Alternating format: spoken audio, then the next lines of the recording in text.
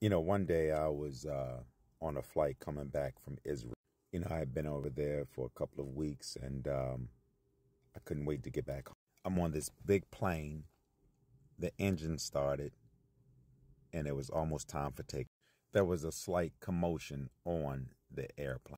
And I look up and it was this Jewish guy that was standing up and refused to sit. The reason he was refusing to sit down is because he didn't want to sit next to a woman that was against his belief. And so he was willing to hold up the entire plane because of what he believed in.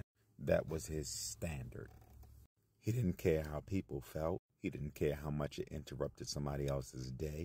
He didn't feel any guilt behind. That was his belief, and he was committed to standing on his belief and his stand. And the reason so many people go through so many changes in their life is because we compromise our beliefs. We compromise our stand.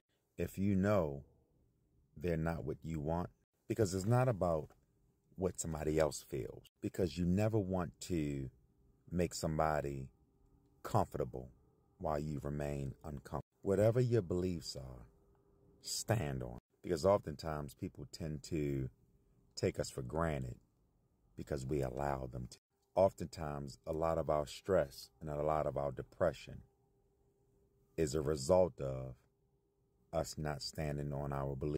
If you believe God is taking you places and is going to elevate you, stand on that. And when you stand on that and you know that everybody can't go with you in your elevation, then you have to be willing to let people go.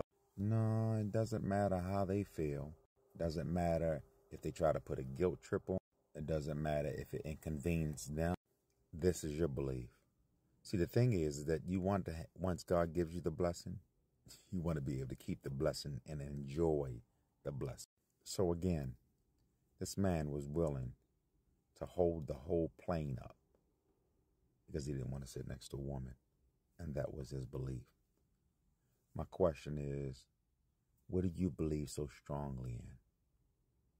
And what are you doing to follow through on that belief?